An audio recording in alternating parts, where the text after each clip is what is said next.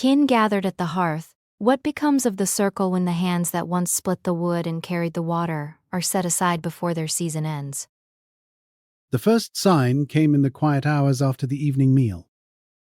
A strong-backed son spoke of the old one whose steps had slowed, whose grip on the axe had grown uncertain.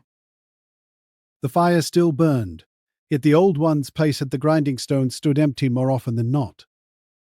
No one said the words aloud, but the question hung in the smoke. If the labor no longer balances the feeding, who decides when the place grows cold? By the next moon, the decision moved from the hearth to the pasture. The younger ones began leaving the weaker animals untended at the far fence, saying the grass there was thin and the cost of watching them too high. The milk pail returned lighter each evening. The children who once learned the names of every ewe now turned their eyes away when the flock thinned.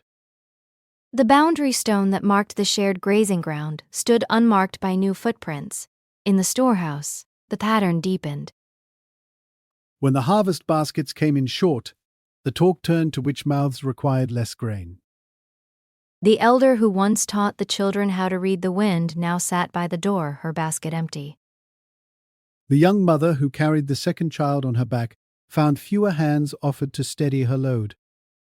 Each time a choice was made, the circle of those who still rose at first light grew smaller by one. Seasons turned. The fields that had once been turned together now showed patches where the plough had not reached.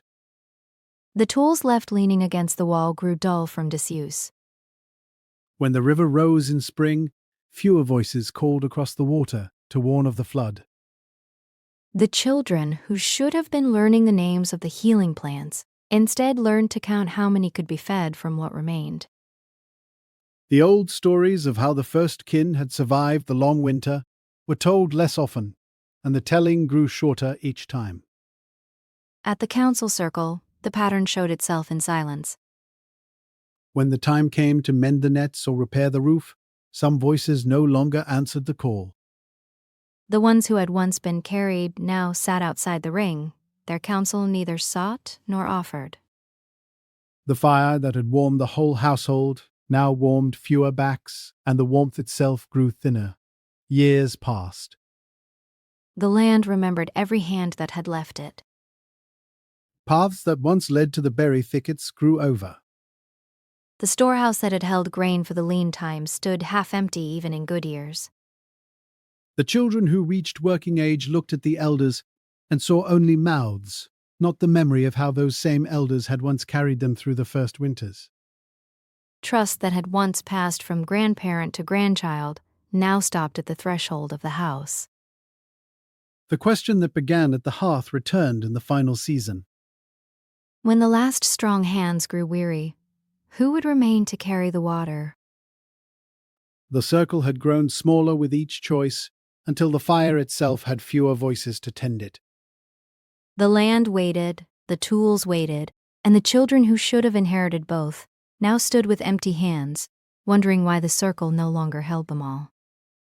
If the words of those who came before stir something deep in the heart, one carries them outward by speaking with a steady voice at the evening fire and by offering presents when the baskets are gathered so that the young men see one clear path rather than shifting signals that leave them unsure at the edges of the fields.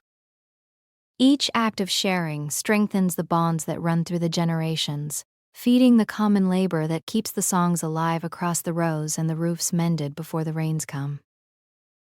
A voice added to the circle keeps the search for what sustains the people moving forward, examining not only the self but the patterns of land and kin that shape every season.